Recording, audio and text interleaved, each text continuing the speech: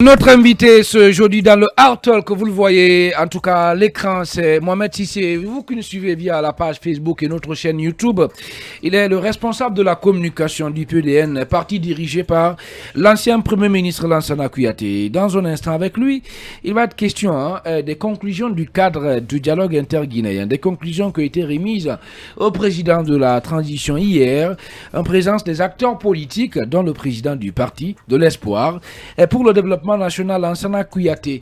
Allez, Mohamed Sissé, bonjour, bienvenue. Bonjour et bonjour à tous ceux qui sont dans le studio et à vos auditeurs.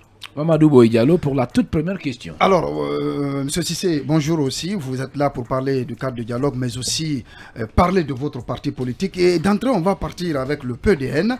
Et selon nos informations, eh bien, Maître Danfaka II, le deuxième secrétaire général du PDN, a démissionné à cause de vous. Qu'est-ce qui s'est passé? Il se raconte que vous l'aurez en tout cas proféré des propos peu respectueux. Dites-nous ce qui se passe. Mais Maître Danfaka, le deuxième secrétaire du PDN, a-t-il démissionné à cause de vous, oui ou non? C'est vous qui me l'apprenez parce que moi je ne suis pas informé de cette démission. Un parti est un lieu de débat. Quand un problème se pose, chacun donne son avis. Et c'est ce qui caractérise notre parti.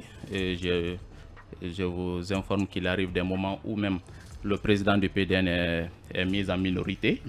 Et face à un certain nombre de sujets, je rappelle qu'en 2015, personnellement, il n'était pas favorable à la candidature, compte tenu de toutes les prédispositions prises pour donner l'impression de l'inexistence du parti.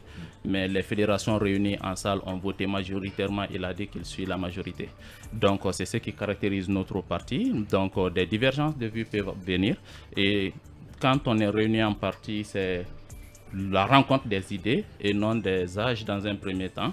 C'est pourquoi il faut essentiellement que le débat soit perçu comme une manifestation d'idées. C'est tout ce que je peux dire là-dessus. Pour le reste, quand j'aurai l'information de sa démission et avec la permission du parti, on communiquera là-dessus. Peut-être cette démission sera rendue officielle d'un moment à l'autre, je ne sais pas trop, mais ce qu'il faille quand même souligner, c'est qu'à entendre M. Sissé, on a l'impression quand même qu'il y a des problèmes. Il n'y a pas de problème. Non, quand vous dites que, que ce serait à cause de moi, c'est selon nos informations. Oui, ces informations ne peuvent venir peut-être que de ceux qui ont voulu que vous rendiez public l'information. Et peut-être chacun a son niveau d'auteur et de maturité en matière politique. Et un militant, c'est celui qui peut accepter ce qu'il propose et aussi accepter ce qu'il peut donner que les gens n'acceptent pas. Alors, M. Sissé, sincèrement, s'il vous plaît, on reste dans le débat. Au-delà, il n'y a pas Merci d'inquiétude. beaucoup. Oui. Et je vous dis que dans les jours à venir, vous verrez le PDN avec une vitesse de croisière. Merci beaucoup. Maintenant, Mamadou Abaldi, on va évoquer les conclusions, les recommandations de ce cadre de dialogue. D'abord, on va commencer, si vous le permettez, c'est ça. Et on va rester dans le débat. On va commencer par la limitation des pouvoirs de nomination du président de la République. Allez-y, Mamadou Abaldi. Alors, nous avons entendu, on a lu tous les recommandations quand même issues de ce cadre de dialogue inclusif auquel vous avez participé naturellement. Alors, sur la question de la limitation des pouvoirs du président de la République, alors est-ce que vous pensez que c'est une idée, en tout cas, qui va enchanter les Guinéens? Il faut comprendre cette question comme un consensus. Et le président l'a dit lors de la rencontre au palais, dès l'entame de la transition. Il a dit qu'on vient au dialogue pour entendre ce qu'on aime et entendre ce qu'on n'aime pas. Et qu'il n'y a pas de pensée unique. Quand vous venez avec quelque chose, tout peut ne pas passer. Et le problème se situe à deux niveaux. Est-ce qu'il faut limiter? Si vous vous référez au débat antérieur, l'objectif était de laisser tout le monde compétir. La jeunesse n'est pas un programme de société ni une preuve d'efficacité. D'ailleurs, ceux qui ont fait plus mal à ce pays... On ne parle pas de la limitation de l'âge, on parle de la limitation des pouvoirs du président. Non, le pouvoir du président, c'est lié à la structure globale. Oui. Nous, ça ne nous dérange pas parce que les propositions, une bonne partie de ces propositions aussi venues de nous. Parce que nous avons estimé dans notre programme de société, je vous renvoie là-dessus au niveau de du site, Oui. vous constaterez qu'il dit que non seulement le président de la République aura l'obligation de venir devant les élus pour discuter de l'état de la nation, l'état sécuritaire du pays, mais aussi pour un certain nombre de nominations, il faudrait que l'Assemblée se prononce sur la moralité des personnes, et cela concerne certaines institutions du pays, les régies, ainsi de suite. Tout cela relève de la volonté de quelqu'un qui cherche le pouvoir pour mieux faire. Donc, que le président soit amené à consulter l'Assemblée pour un certain nombre de projets, de nominations ou bien projets le Premier ministre de programme, aussi. je crois que c'est une bonne chose. Et nous, même si la Constitution ne prend pas cela en compte, le président ne se gênerait pas de venir devant l'Assemblée pour discuter avec le peuple, parce que ceci aussi représente le peuple. Donc, cela fait partie déjà de notre programme de société. Alors, Sur le débat deuxième point, télévisé, le deuxième point sur lequel je voulais vous faire D'accord, réagir, allez-y. alors, c'est le point en rapport avec l'exercice des activités politiques en lien avec le judiciaire. Il a été recommandé que la justice puisse quand même lever le contrôle judiciaire des 9 autres leaders, mais pour ce qui est des activistes de droit, en tout cas du FNDC qui sont en prison, on a juste demandé de les placer sous contrôle judiciaire. Est-ce que là-dessus, ils n'ont pas manqué d'audace, ceux qui ont en tout cas proposé ça, ceux qui ont rédigé cette recommandation-là pour les cas des activistes qui sont en prison? Est-ce qu'il ne fallait pas tout bonnement les libérer? Ce qu'il faut noter au niveau des groupes thématiques, il arrivait qu'il y ait des divergences de vues, même à la plénière. Et à un moment donné, les gens passaient au vote. Ce qui veut dire qu'il y en a qui ne sont pas d'accord sur certains points, mais avec le consensus, on peut aller avec. Et sinon, en ce qui concerne notre coalition, nous ne voudrions pas être mêlés des questions judiciaires. Tout ce qu'on peut demander, nous l'avons à maintes reprises indiqué, c'est de demander à ce que le processus soit diligenté et que les conditions de défense soient réunies pour permettre à ces gens de prouver leur innocence ou bien de ne pas le faire. Mais on ne peut pas demander dans un dialogue à l'exécutif de casser pratiquement une décision judiciaire, parce que le contrôle judiciaire relève de la décision judiciaire. Et demain, si le président de la République de la transition se mêle des dossiers judiciaires, c'est les mêmes personnes qui vont dire non, il faut laisser la justice faire son travail. Il faut qu'on sache enfin ce qu'on veut. Ce n'est pas une question de complaisance, ce n'est pas une question même de démagogie. Il faut savoir assumer sa position. Dire qu'il faut laisser la justice faire son travail ne signifie pas que nous ne voudrions pas voir ces gens dehors, mais nous voudrions que ça soit dans une démarche régulière. Mohamed Sissé, notre invité exceptionnel ce matin dans le Art Talk sur le supplément d'info. Il est le responsable de la communication du PDN. Allez-y, Ali Badra. Moi, je m'intéresse sur le débat télévisé. Désormais, cette recommandation nous fait voir une nouveauté, parce qu'en Guinée, on n'a jamais vu ça. Débat télévisé, premier tour, deuxième tour. Et deuxième point, c'est un peu lié au PDN.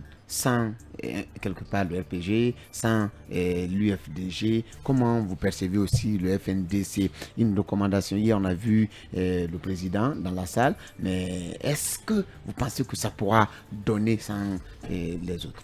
Vous parlez de quel FNDC? FNDC politique, naturellement. Voilà. Sans ces trois partis politiques, je crois que ce dialogue est le plus inclusif possible. J'étais autour de la table lors du dialogue de 2016. C'est un dialogue que j'appelle dialogue d'élite, parce que c'était réduit aux élites des partis politiques, de telle sorte que même le comité de suivi ne dépassait pratiquement pas une dizaine de personnes. Pour dire que c'est un groupe restreint qui discutait d'un certain nombre de choses. Ce n'était pas rechercher l'efficacité.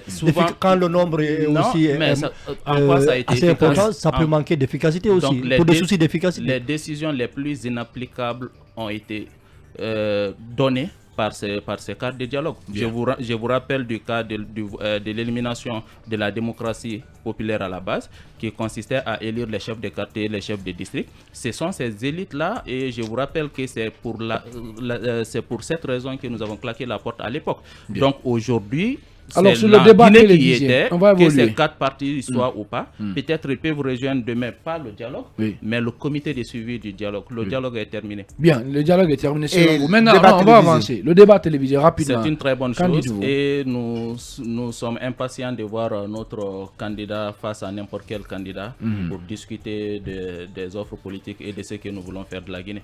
On fait la limitation d'âge, Aboubacar Condé. Mais écoutez, la question, est-ce que vous n'estimez pas qu'il faille permettre au peuple guinéen de choisir qui doit être à la tête de la magistrature suprême que de décider d'exclure les gens à travers des complots qu'on peut qualifier de judiciaires?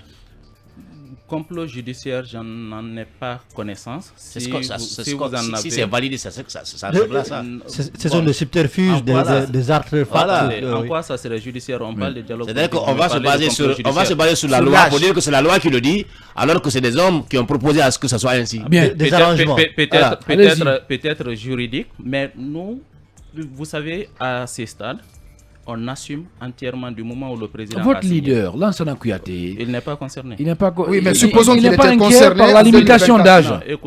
Non, écoutez, Il y a encore 2 ans de plus. Hein.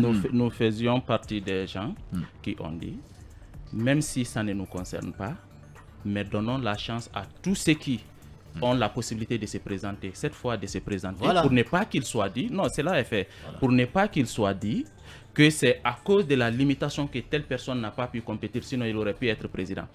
Que tout le monde s'imagine si le professeur Alpha Condé n'avait pas été président en 2010. Jusqu'à la fin des temps, on aurait dit si Alpha Condé avait le pouvoir, la Guinée allait être telle et telle. Donc il faut donner la chance aux Guinéens de dire qui ils veulent, qui ils ne veulent pas.